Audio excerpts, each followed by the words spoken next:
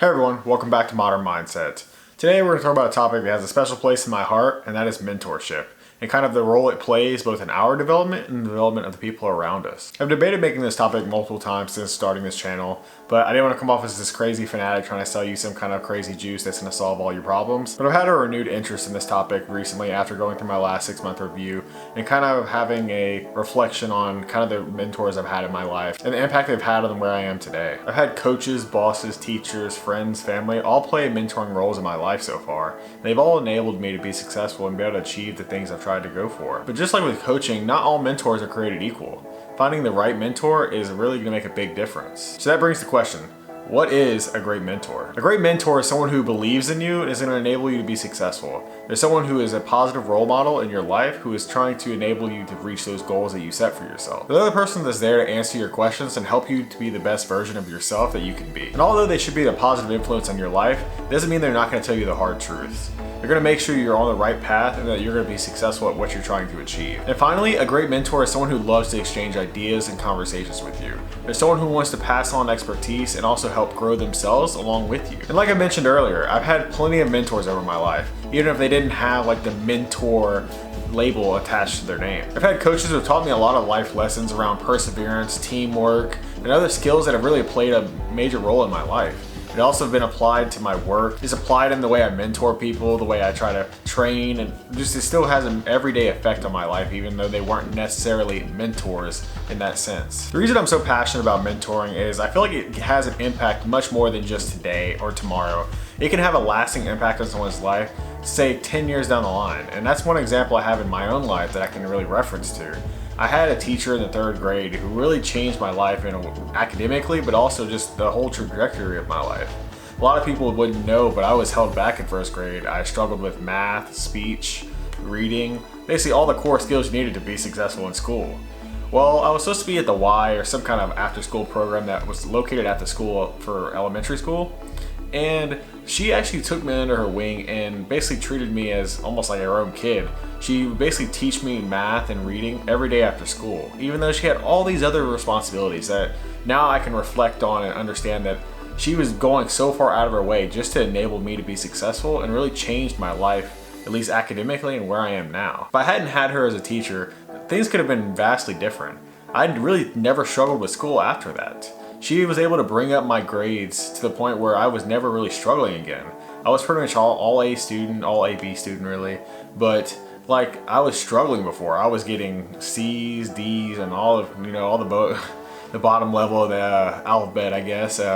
But I really grew from that experience. I really take that home now because I really like to apply that to the way I think about the effects that you can have on someone's life. So I wouldn't downplay the little things you do for people because they can affect people's lives and you never know what kind of impact that would have on their day, what their choices are, and just where their life goes from there. And like I said, I don't know where my life would be if I hadn't had that teacher. If she hadn't helped me bring up my grades and bring up my skills, I may have never got the job I have now where I found that I'm in the perfect culture fit for what I like.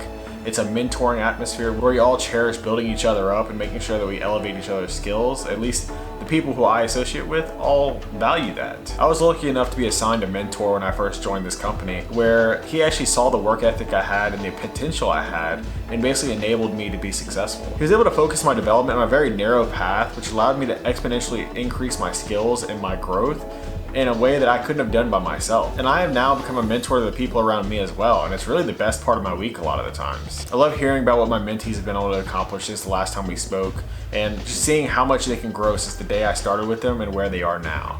And I know that it's only partly attributed to what I've done, but it's just nice to see that kind of development and see that potential and see great potential become great attributes or great skills. They were able to turn something that had potential into basically something that's valuable. So they have made a pretty good case about why mentoring is important, and maybe you're interested in trying to do it yourself. So I'm gonna give you 3 main tips that I've learned since I've started mentoring, and hopefully that'll help you get started. So my first tip is to set reoccurring meetings with these people you're mentoring. Make sure you have dedicated time for them. it is very apparent whenever I was in meetings with people who were trying to get out of it, or someone who had something else to do, whether they were distracted working on something else, they're multitasking. They're not really buying into the whole conversation, and it's very apparent whenever people are in that situation, and it doesn't make you feel as valued whenever you're trying to have these important conversations that at least they're important to you, and you would hope that it's important to the people who are supposed to be mentoring you. My second tip is something that I really struggled with, and it is to try to avoid pushing your own goals onto the people you're mentoring. In the perfect world, you're going to find people that are pretty much very much alike you or have the same goals or interests that you have, where you have that relationship and it's a very tight bond already, but that's not always the case. Make sure you explicitly ask them what they want. You don't want to go and ask something of someone who isn't really interested in it. Don't really go and push or make assumptions that someone is willing to do an extra 20 hours a week of work or self-development or something like that when it's not the case. Maybe they have a lot going on at home. Maybe that's not what they're interested in. Maybe they're here, they want to grow their skills, but they want to do it on that 40-hour basis and kind of just learn how to grow their skills in parallel rather than having to go and do this exponential amount of work. Some people are very ambitious and are willing to do that. So it's all based off case-to-case basis. So just make sure you ask the people you're mentoring. Lastly, avoid trying to do everything for them.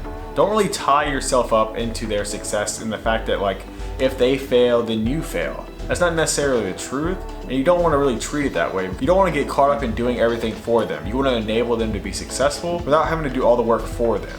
So an example is, say you have someone at your company who you're mentoring who needs to write an email to an executive that's higher up, and they're a little nervous about it because they've never done it.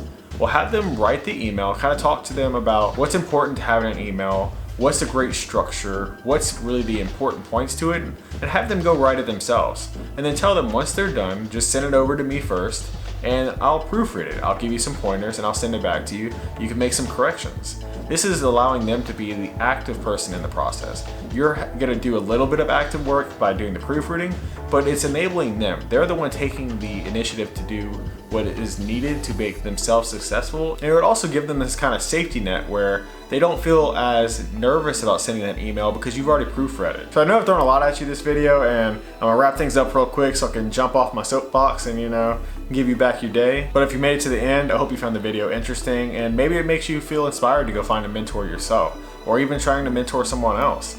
That impact you can have on that person's career or just their day, it can be astronomically more impactful than what you could think of. But with all that said, I'll see you next time on Modern Mindset.